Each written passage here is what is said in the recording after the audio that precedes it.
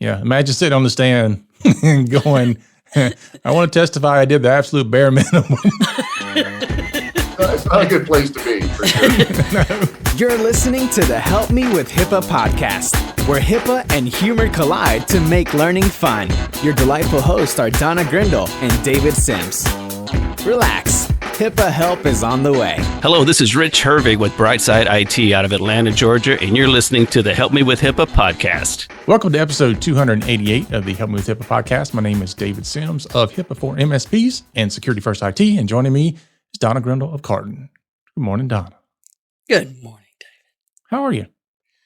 Well, I'm doing better now. You know, I'm getting excited about doing this show. So, that woke me up. Otherwise, I'd probably still be asleep. Good. Yep. So today we have a special guest with us. We have John Miller, and he's been with us before. And he is with Seacrest Partners. We're going to be talking about cybersecurity policy trends. So talk about that insurance stuff. Yes. And if you're like me, you're like, oh, insurance. So, Hey, we're not all that boring now. It's not boring. It's just kind of like, insurance. It's so complicated. Yeah. So we'll get to that in just a minute. And we're definitely going to cut the announcement short, but we do want to remind everybody the HIPAA Boot Camp virtual edition is coming up February 23, 24, and 25. You better get in your seat quickly. Yeah, we're making all the updates for the changes in HIPAA for 2021. So if you're an alumni, hit us up. We'll give you a deal. Right. Absolutely. And it's all virtual. Mm-hmm. And if you want to know more about that, go to thehipaabootcamp.com. All the information is there. Or you can email Donna. She'll tell you. Again with this. And with that, we'll dive in today to our topic. And John, tell everybody. I can't talk this morning. Tell everybody about yourself and your company. Yeah, so I am an Atlanta native, and our firm is based here in Atlanta, though we have offices in multiple states throughout the Southeast. So the company was started in 2003, and we have been one of the fastest growing insurance and risk management firms in the country. We are now, I think, in the top 75-ish of firms in the country with about $45 million in revenue, a couple hundred employees. And we like to say we're humble, hungry, and smart. And, we try to attract intellectual capital to us to give good advice to our clients. And it's a lot easier if your clients are growing. You don't have to go out and sell as much. So we tend to attract high growth companies and, assist them with their insurance needs. Cool. I like that intellectual capital. Yeah. So, he has great words. That's why I like having him on. I know. It just lets me We know. always learn new things to say. Yeah. It just lets me know I'll never get a job there. We're open to all temperaments, talents, and convictions. So. There you go. I love it. Yeah, absolutely.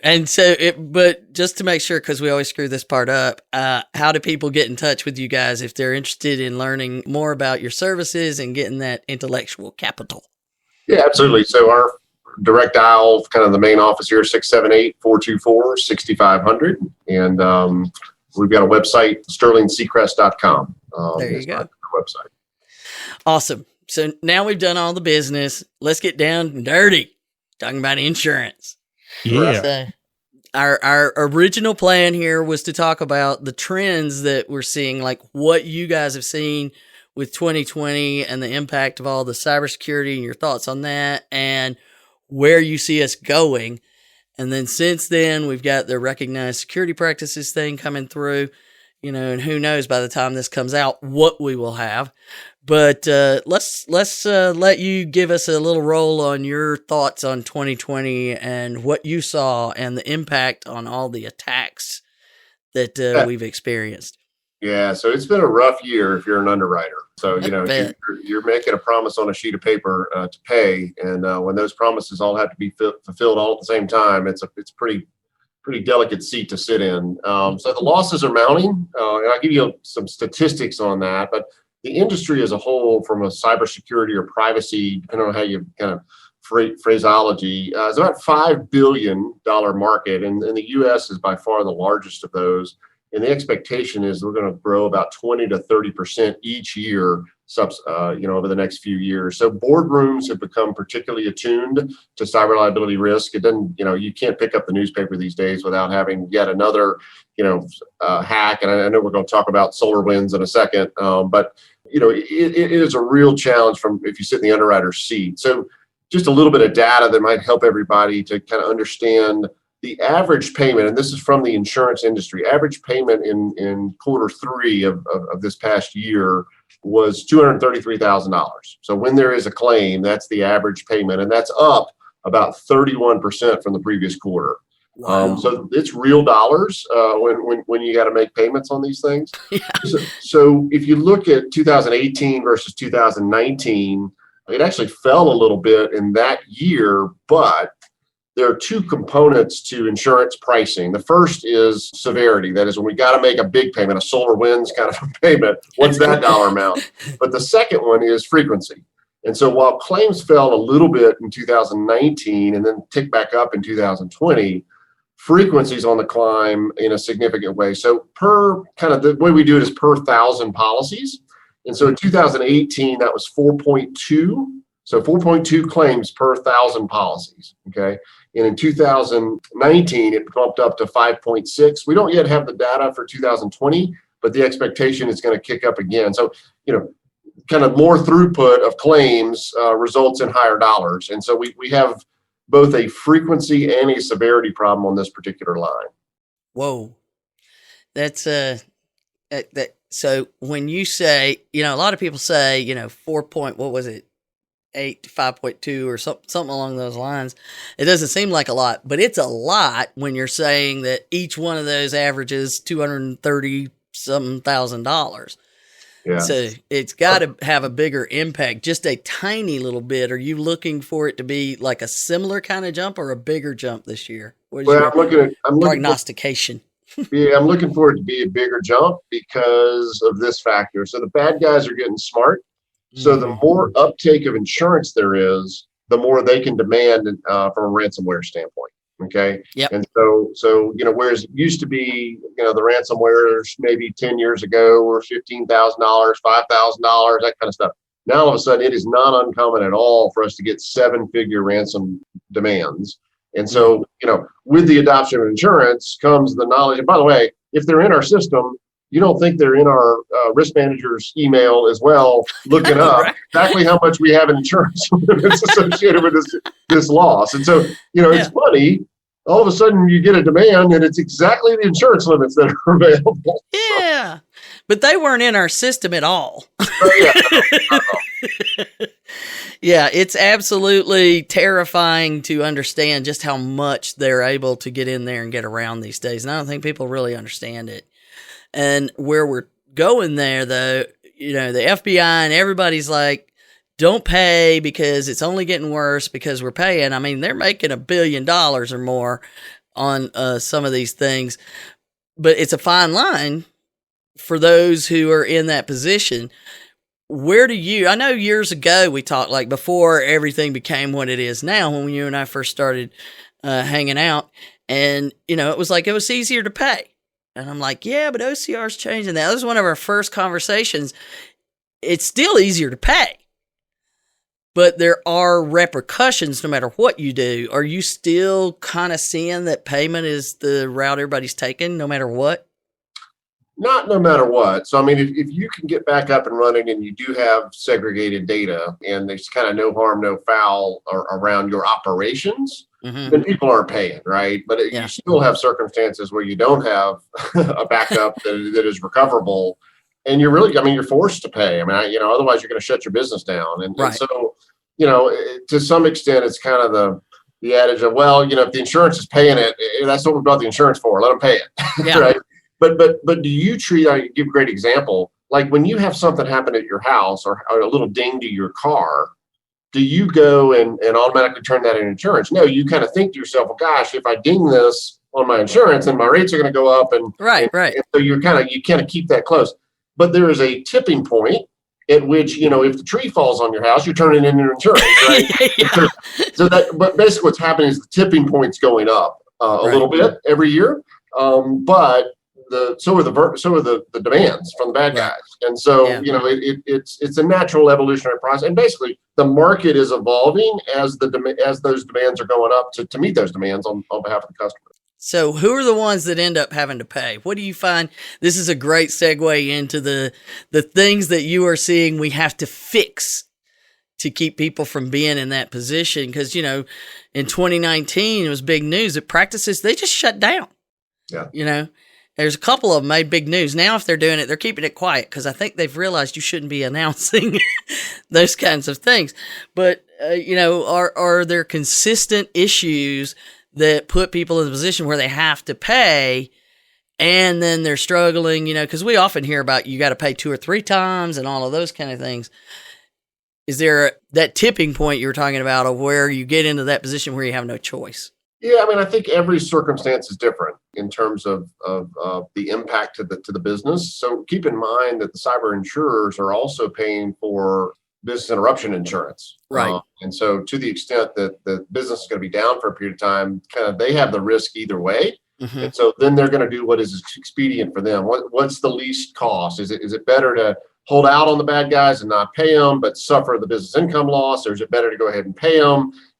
Nowadays, they've had so much interaction, they kind of know who are the trusted hackers and who are the untrusted hackers. And so they run into a trusted hacker and somebody they've done business with before, then it's like, all right, hey, we're going to pay you. And they got a pretty good feel that, they're going to get their data back. And so it's a weird way, but, actually you kind of gain credibility by being a trusted, party, to actually deliver on the data when the demand is met. So We're honest criminals is what we call it.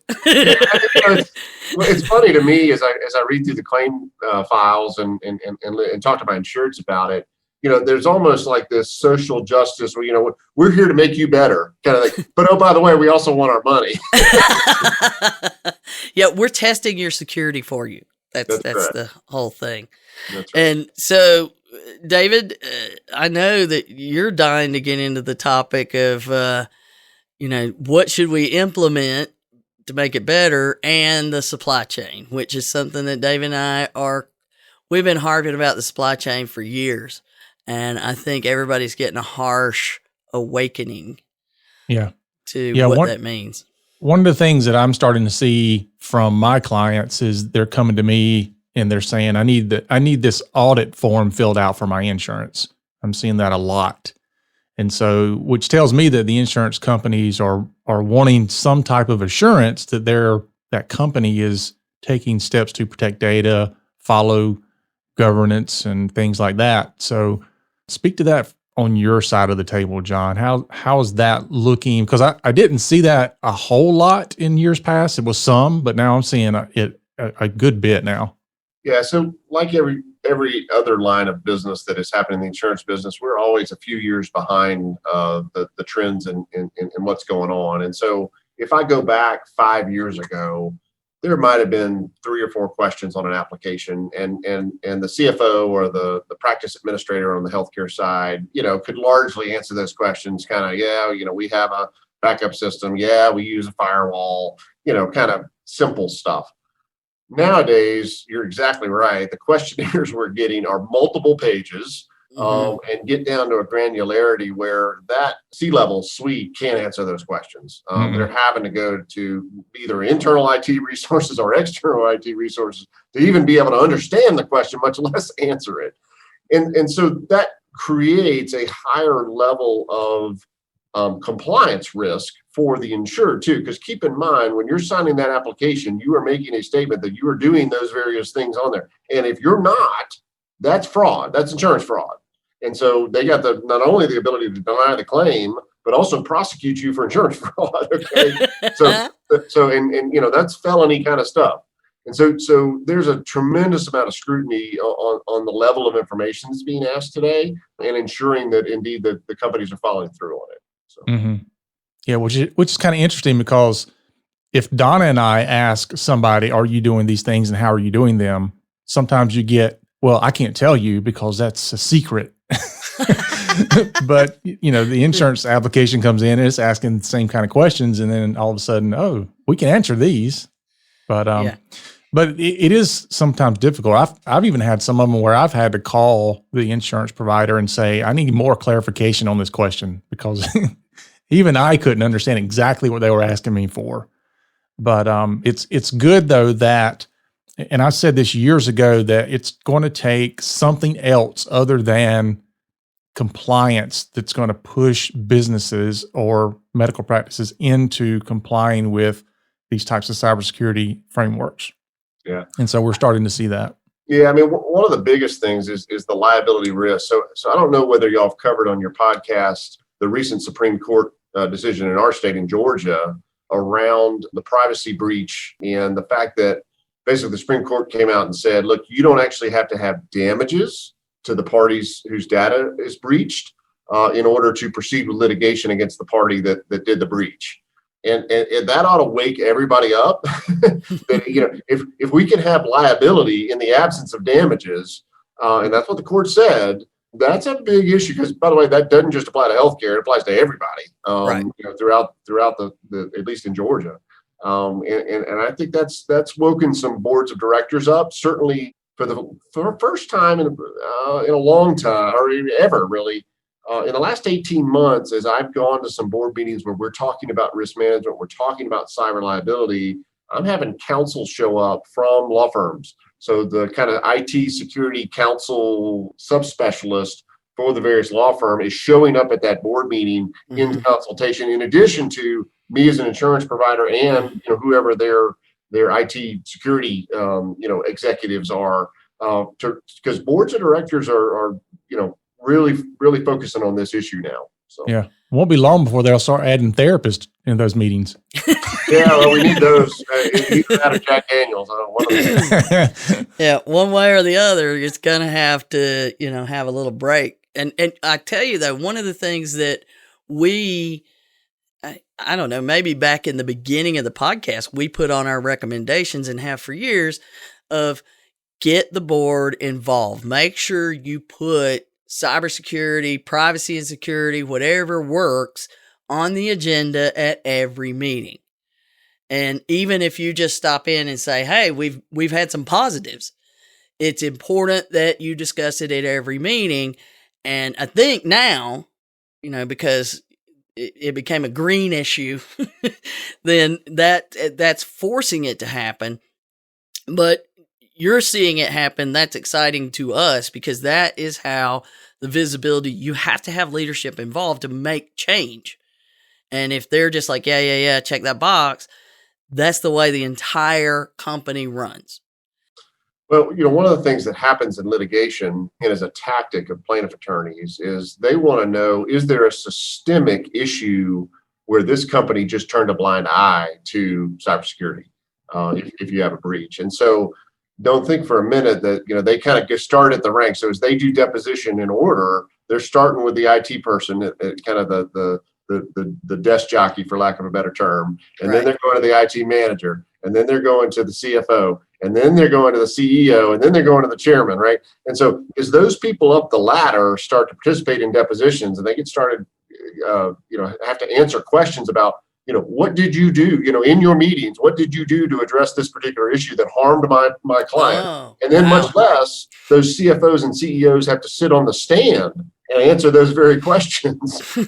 Believe me, they get real serious real quick, because every executive, has to answer, for the totality of the operations. And to the extent you've got a bunch of people harmed, and what scare me to death is, I don't even have a bunch of people harmed. Like, these people we had a privacy breach.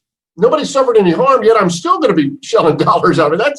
That blows my mind. That's the hard part. Yeah. Mm-hmm. Yeah. Well, and the flip side of that is something that we've always had to warn people about is, if nothing happens now, just know they hang on to this stuff. They wait until all of that stuff passes before they do anything. And I think that's the hard part, is that they are working the system on the other side of it. The criminals are working the system so hard.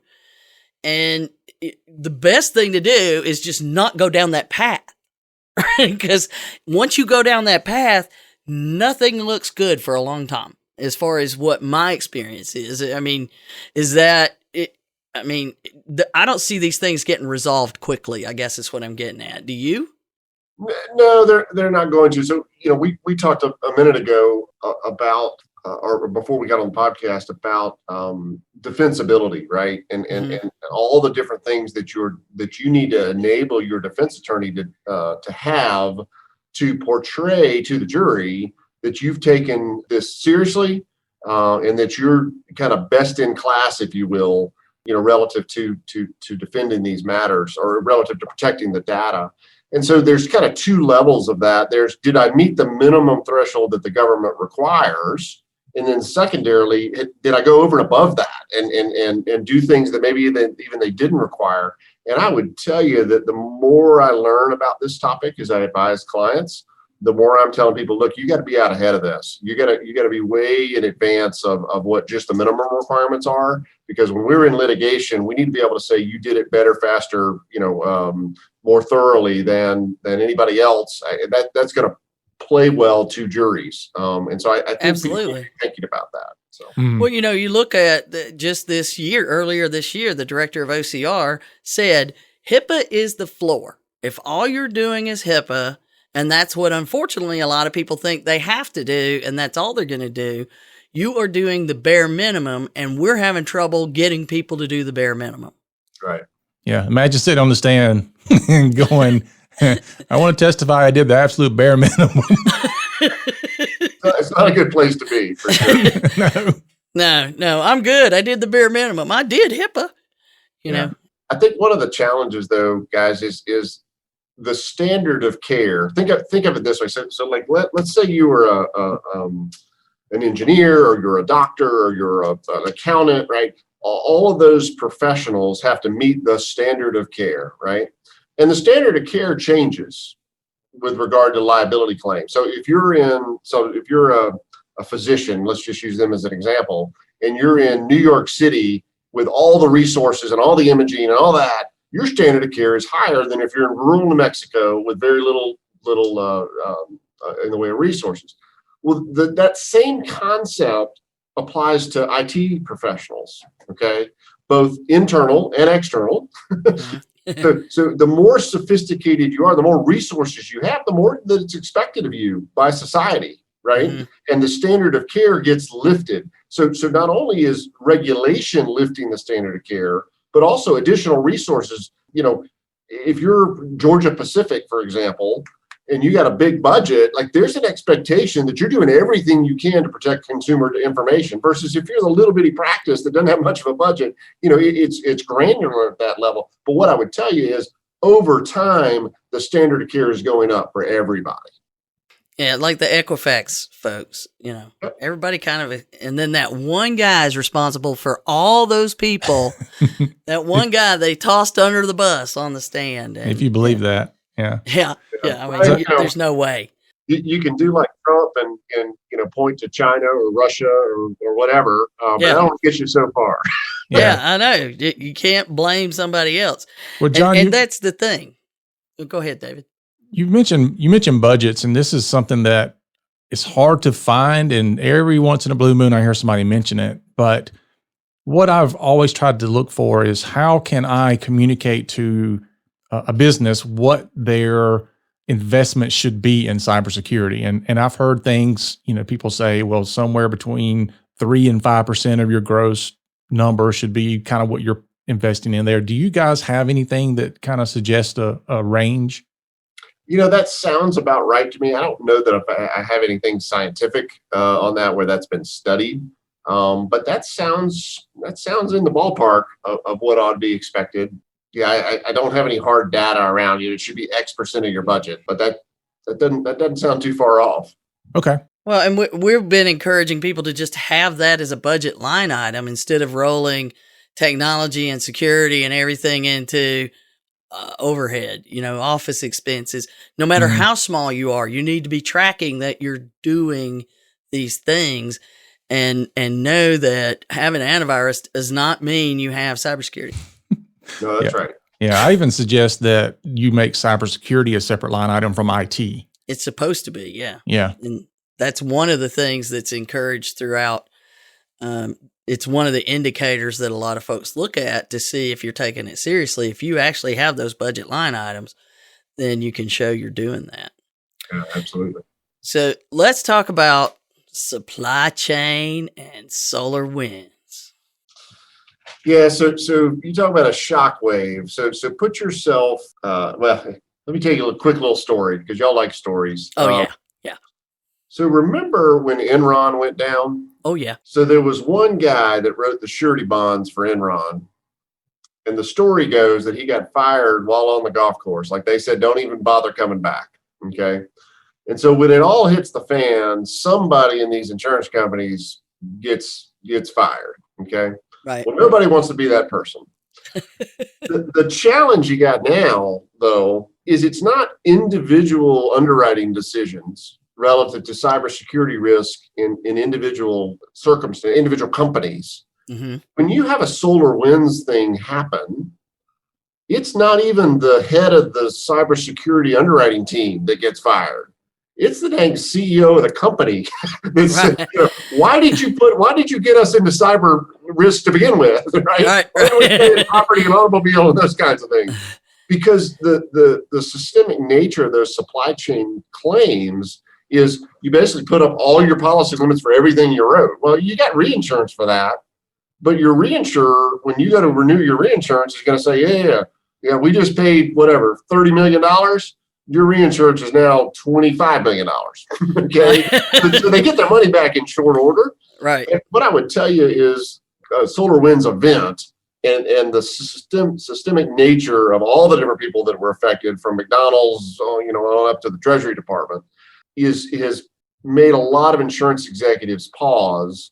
Hey, is this a business we really want to be in? Because if this can happen at the supply chain, and we ultimately got to pay these claims, like what we really ought to be underwriting the supply chain, right? But we really don't have the wherewithal to do that, because if this can happen to them and happen to Microsoft, et cetera, yet we're the ones footing the bill for it. Because in a normal circumstance in supply chain world, let's take this for example.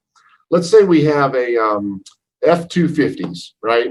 And all of a sudden the gas cap on the F-250s is faulty and they start blowing up around the world, okay? Well, the individual dealer that is selling that F-250 is going to be named in the lawsuit, but what's he going to do? He's going to turn around and party Ford Motor Company into it, okay? Right.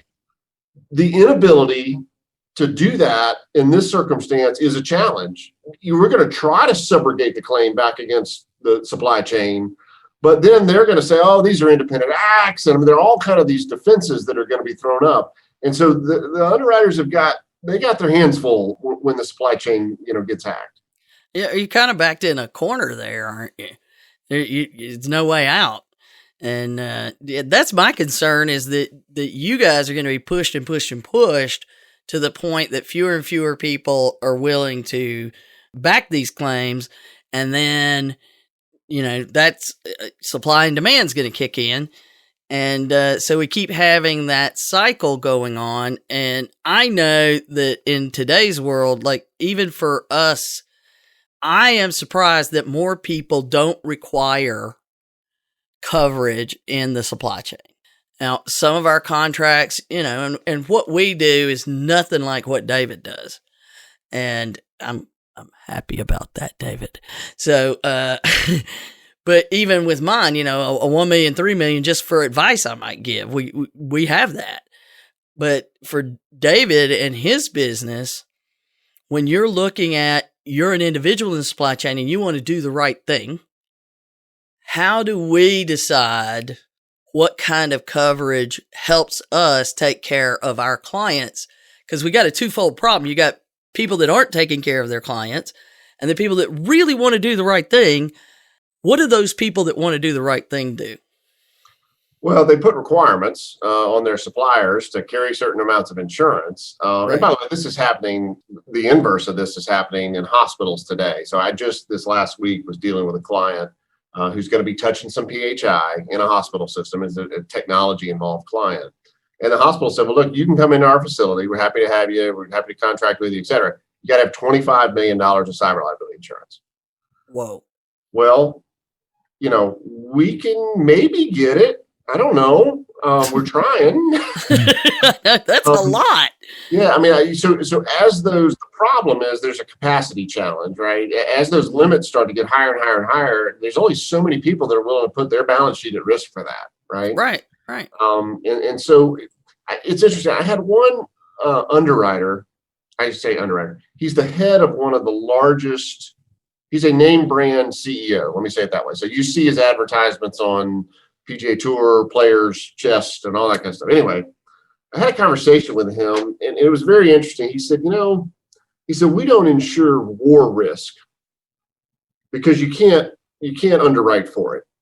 He said, we don't insure pandemic risk. That's been a big topic in our world for the last 6 or 8 months, is everybody wants their business interruption policies to cover the COVID claims, and you can't insure against that. It would bankrupt the insurance industry in 3 months. Right. He said, gosh, if you think about foreign state actors, Russia, China, North Korea, that have people that are getting into our supply chain, he says, that's pretty close to an act of war. He said, because we can't assume all that liability as an industry. And so there may be a tipping point here where that becomes to reality. I don't think it will. I think he's maybe playing a little doomsday. I think there is enough capacity. If you can get a return on it from a shareholder perspective, people will continue to put their capital at risk, right? Right. And to date, the cyber liability insurers made a lot of money, even though last year wasn't so great. Yeah. Their answer is, well, we're just going to up premium a little more and a little more and a little more. And then what happens? That then flows down into the cost of the products, right? Mm-hmm. And we as society end up paying those losses. So I think in the end, the insurance industry is going to be able to provide the solution. But in the near term, when you get a hospital requiring, and you're a little technology company, you got to get $25 million of limits. And heck, it's double what your profit margin was going to be on the deal.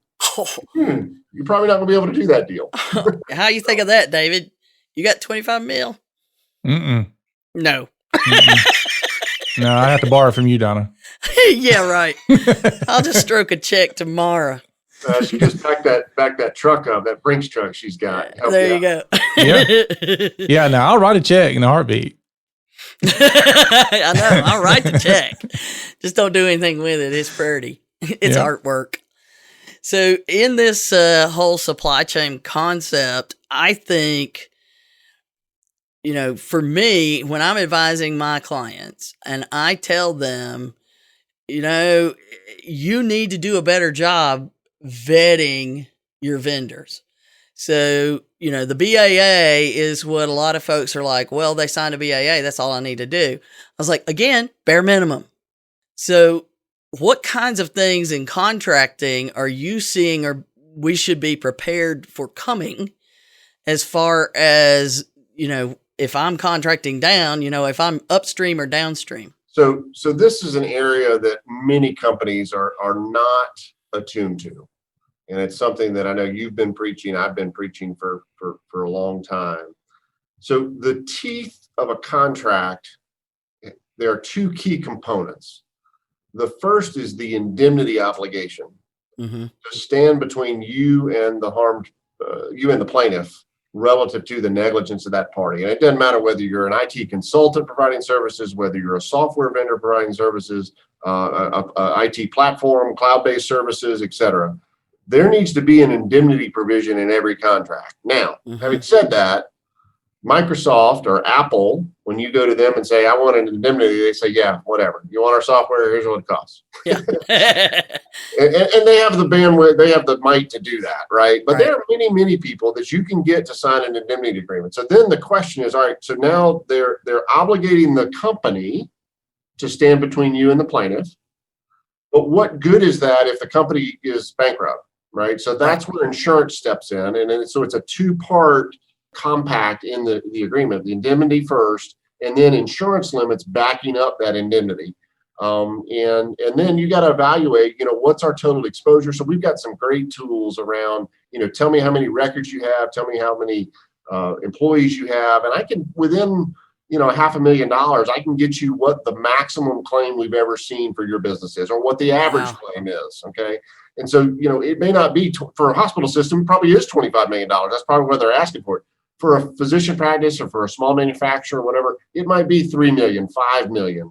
And so that analysis can be done on the risk management side, and then you put that back into the contract. What's not happening is too many times the people are just signing the contract and there's no indemnity in there. There's no insurance requirements in there. Then the event happens and they come to me and say, well, what are we going to do? And I'm like, well, you got $1 million insurance. This is a $3 million event. You're on the hook for the next 2. Well, I'm going to sue them. Okay, well, good luck. I know. It'd be a lot better if you had an indemnity insurance policy in place. So. Yeah, so building that in, it's not a requirement in a business associate agreement. And it is a requirement in a business associate agreement to make sure your downstream is under a business associate agreement. But again, I see that tail isn't leading as far away. There's a lot of times where, you're 2 or 3 down. You don't even realize you got a healthcare client going on. And I see that happening. Are you seeing the same thing, that the further away you get from the original client, particularly with MSPs, I would believe that. Yeah, no, there's no doubt. And so then, can you put language in the contract that says your sub of your sub of your sub needs to maintain the same insurance limits that you have? Absolutely, you can. And so, you asked me a decade ago, I had 0 attorneys on my staff. Today, I have 4. Whoa. That's exactly what they're doing, is assisting our clients. And if anybody has any needs for advice around kind of how we go about doing that and how to think about that strategically, that's exactly the service we provide to people. Yeah, I love the fact that if anything along those lines, I just call somebody I know in your firm, and they're going to hook me up. Particularly that lady that won't let her get on camera. I heard her laugh though, Oh, yeah. but I have seen you work at conferences where you're speaking, and you're constantly you're like us. We're doing this because we believe in what we're doing, and yes, we make money at it, and I want to make a good living, but we really want to get people on the path that protects the patient information in the first place, so they're not having to come and get all of these things. So we're seeing, first of all, we've got the new amendment to high tech with the recognized security practices, which we're really excited about. We also have the information blocking stuff coming. We also have the changes to the privacy rule, which, is reducing the amount of time to get patient records to them, and along with the information blocking. So there's all these things coming that are going to be potential areas to either improve or fail. And when I'm looking at all of those things and I'm saying, well, let's go down the path of let's do the recognized security practices. And if you're going to go do those, no, they're not required. But the law is very clear. These are not required to follow, and you will not be penalized if you don't follow them.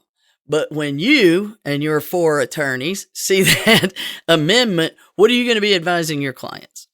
Well, you certainly want to do everything within your budget and capabilities that you can do, right? So, you can, just like I tell my clients all the time, look, I can make an insurance poor, right? We can cover all kinds of different things. Yeah. Get a bunch of premium in there, but you're not going to be able to operate a business, right? So there's always levels of appropriateness, I guess, in that. But, when you're hiring a third party to provide services and you have a choice between company A, company B, and company C, and you tell all of them, look, I want indemnity, and company C is willing to do that and pay, $2,000 more, absolutely, you take company C. So not that's just a general way of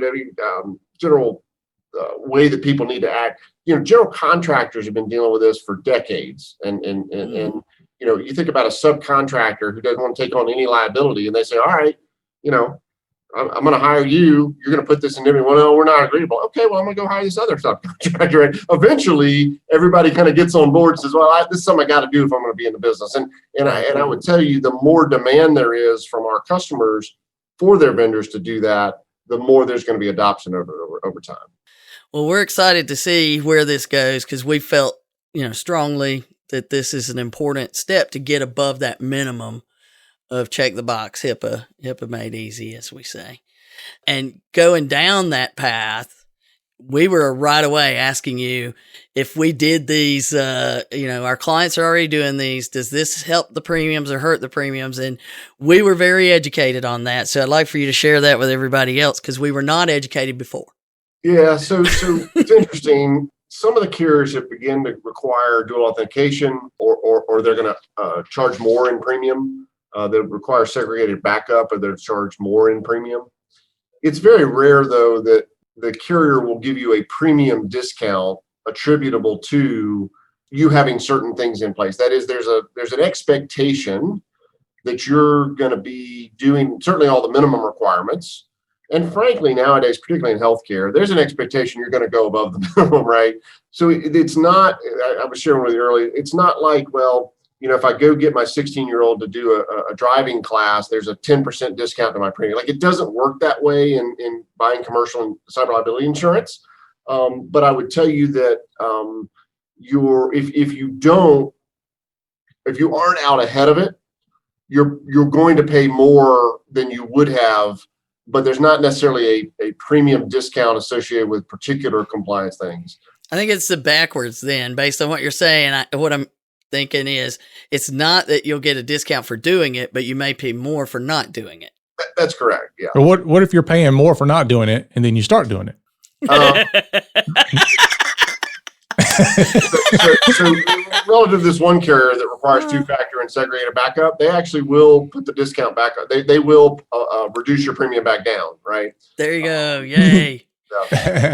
But they don't file discounts based on compliance with either certain technology. I had a number of years ago when kind of firewalls were just, I had a physician come to me and say, well, now I have a firewall. I understand I get my 5% discount. And I'm like, no, it doesn't work that way. So there's an expectation that everybody has a firewall. Yeah. Yeah, you should have had that. I'm glad you never told me. Bye. Right. Which is another point that you made, that we've said this over and over, and people aren't getting it. And as these requirements, the questionnaires and the applications become more complex, they're going to need to pay attention. We both know that people have said, yes, we've done a security risk analysis according to HIPAA, and they honestly may believe they have, because somebody honestly believed that's what they were doing, but they didn't do it.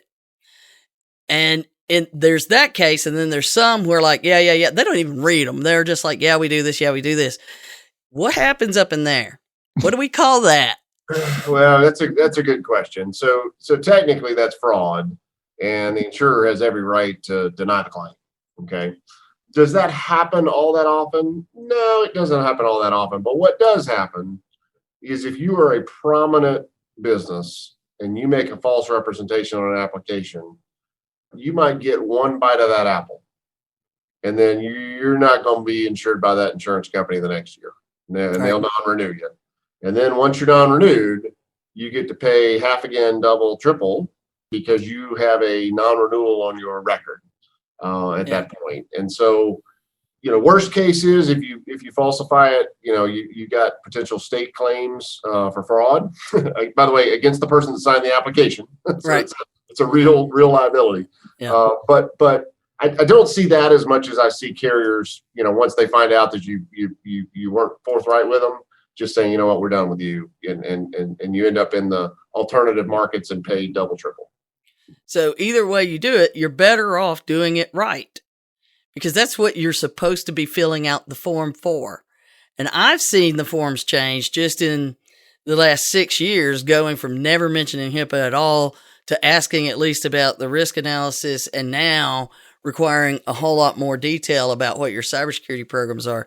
That's the ones I've seen. Is that like just a few, picks of the crop, or is that an industry standard that you see happening? It's becoming an industry standard. So what's interesting is that the folks that have been around a while in this space are all doing that, and you're doing it relatively uniformly.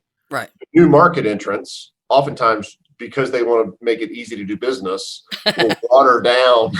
And it's a little bit of a self-fulfilling prophecy, right? Because what do I do as a broker? Or if I'm going to have the nth degree on one hand and I get the 3-question one on the other hand, and I know my client may or may not be up to snuff, Yeah. I'm going the 3-question route. Right? And so there's a little bit of moral hazard there, I guess is the right answer.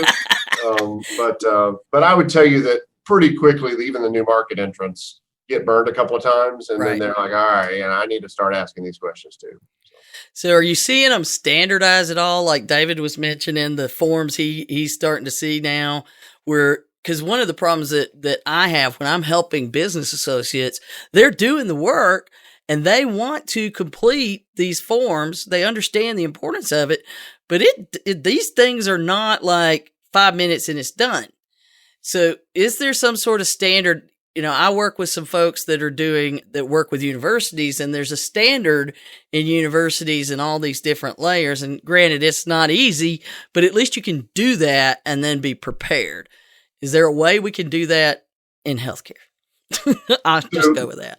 Yeah, so some of the larger brokers have begun to do that with tailored solutions with particular carriers, because it does become complex, both in the application process and in the policy form process. Right. So taking a bigger picture of the industry as a whole, there is very little standardization, and I don't see it becoming standardized in the near term. If I think about an automobile policy, for example, if I pick up AIG, Chubb, Liberty Mutual, Travelers, Hanover's automobile policies, they're 99% going to read exactly the same. Right. Okay. That is not the way cyber liability insurance is, because it's still an evolving marketplace, and the risk is not, we don't have decades upon decades of loss experience. Every cyber liability policy has probably about 50% in common, but there's another 50% that are varying terms and conditions, and every application, it reads differently. And unfortunately, that makes our life a lot more complicated and our clients' life a lot more complicated. Well, one of the things that we're looking at doing is utilizing the health information, cybersecurity, supply chain, I don't know, but it's a standard that was released.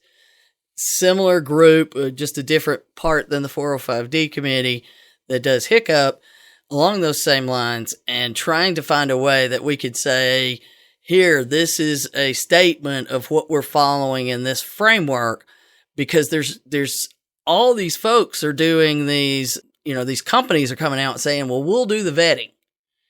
And then every one of them does it different. So having something, because this is becoming, David gives me a hard time because he has to go through and answer ours. And I know, but we try to make ours, it's all online, yes or no. If something looks weird, we're going to ask you.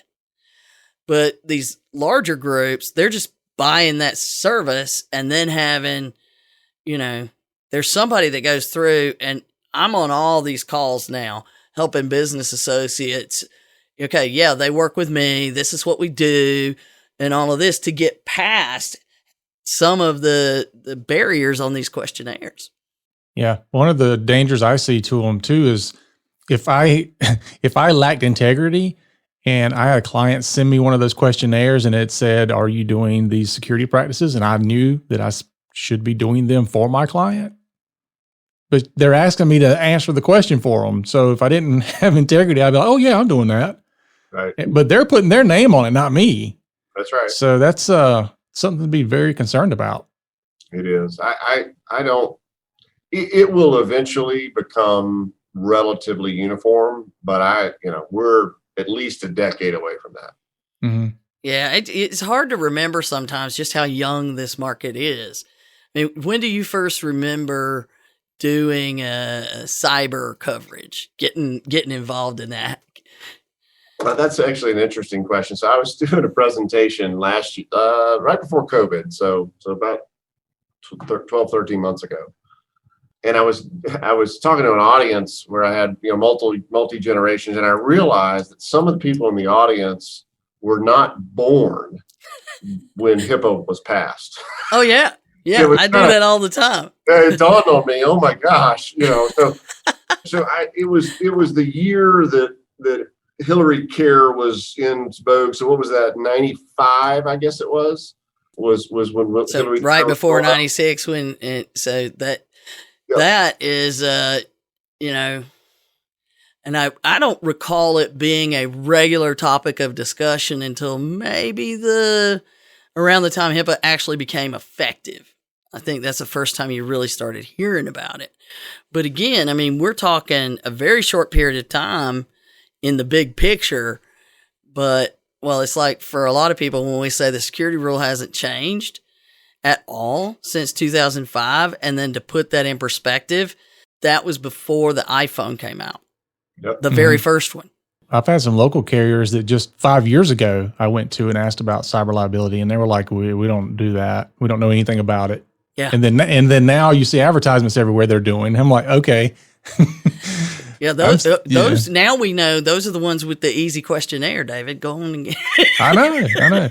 Well, that's like they always say that, there are two kind of companies out there: the people who've been hacked know it, and the people who've been hacked don't know it. Exactly. Well, that brings me to a question. You may or may not be here to touch on this, but I've seen more and more IT companies that are saying, use our services and we'll provide you with $100,000 cyber liability policy. How does that work? Because to me, that I don't know, something about that just kind of makes me look at it sideways. Yeah, it seems hinky.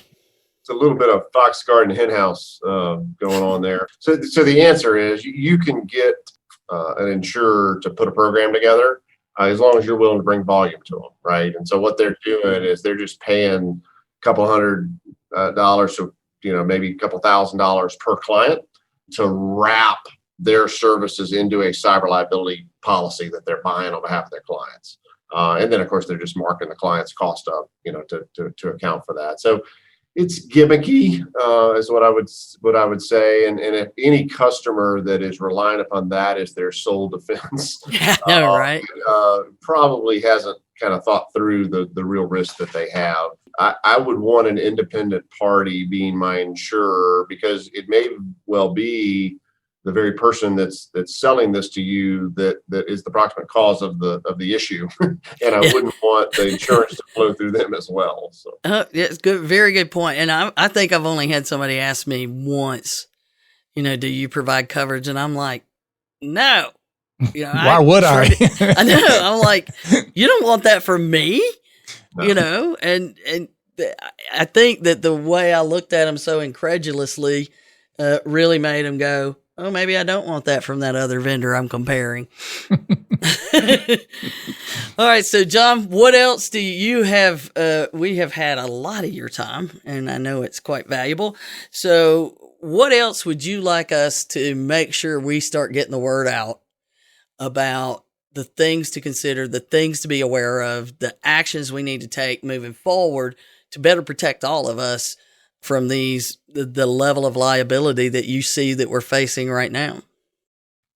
The one thing that I've had good experience with clients in doing is to go ahead and do some tabletop exercises. And we lead some of those. We have some resources that lead some of those. And put yourself, if you've been an organization that has not yet had a breach, put yourself in the position of having a breach. And what are we going to do? How are we going to deal with this? I've learned maybe the hard way with some people that have had some very significant breaches that you kind of have to learn on the fly. And so I know it takes time and I know it takes energy, but I'm highly encouraging folks to do some tabletop exercises and to think through some of the strategic plays that, the biggest one of them, in my view, is the PRP. So if you think about, if I'm a board member, what I'm most concerned about is the brand hit that my organization takes in the event that we have a site, because it's a loss of trust, right? People place their data with you and say it is a loss of trust. And so particularly thinking through the PR aspects, the messaging, all that kind of stuff on the front end, I think, bodes well. We do a lot of private school work around the Southeast, and we do that with private schools. Rather, think of the example where you have a big cheating scandal at a school, or you have some kind of sexual assault thing within your student base. Like, you don't want to be learning what you're going to say to the public while it's happening, right? Right. Same thing in cyber liability breaches for any company. You want to go ahead and have some things on the shelf, send the right message, rooted in your mission statement, and so that you can assure the public that when you take it seriously, playing the victim doesn't work with the public. Okay, so being forthright about what you're going to do, and that you take it seriously, and rerouting it in your mission, I think is a critical step for folks these days. Yeah, maybe it's it's in our boot camp to do these incident. Most people tell you, "Do you have an incident response plan?" And their answer is always, "We have a backup, and we have the breach policy to send the letter." Yeah. If you're lucky. Do I need to talk about the backup? So John, I had a conversation with a prospect earlier this week, and I said, and it's a small construction firm, and they said, I said, "Do you need backup services?" And they're like, "No, we already have backup through Carbonite." And I said, "Okay, great. So have you tested it?" And they're like, "Well, we never had an opportunity to need it." I'm like, "Okay, but have you tested it?" And they're like, "What do you mean?" I'm like, "Have you tried to recover any data from it?" And they're like, "No." I'm like, "So you don't know if it works. You're just paying for it." And I got nothing, like silence. Yeah. Hey, blind faith is a great thing. I think that's wonderful. Yeah. I like to tell people, look, your backups may work, but the recovery of your backups may not. You need to know that. David always points out, when you're getting a solution, you're not buying backup, you're buying recovery. Mm-hmm. Yeah. And that's a big piece of that whole thing. But when it comes to actually understanding the reputational impact, because healthcare gets hit hard if they're not prepared to handle the message properly. And it is shocking to people when we tell them you have to plan for that. Mm-hmm. And I can't imagine, maybe that's what we need to do, because we do a lot of, here's your base plan, and then you have a playbook for all of these other situations, and let's do a tabletop review, and there's tons of different tabletop exercises that you can pull from. They're freely available, but maybe what we need to do is just start offering that to get people to understand what you need to do, because you're right, that's where they really get it. So you know what, if you think you're good to go, let's just do one of these. Yeah, I mean, it's either that or bring the defense attorneys that are defending these privacy breach claims in, and let them just kind of role play Mr. CEO, when you address your cyber liability plan over the last 12 months in your board meeting, how did that go? And the guy sits there and goes, "Well, what are you talking about?" And you just start piling on, and all of a sudden they kind of get it. Oh gosh, this is actually a duty of mine. Yeah. Well, Wow. I certainly appreciate your time always, my friend. I enjoy being with y'all. It's a fun venue. I've been looking forward to this, so I'm glad to do it.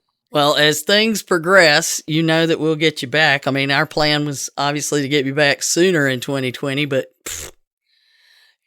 I said to a group yesterday, is everybody partying like it's 2022 yet? Because this is not looking, great so far.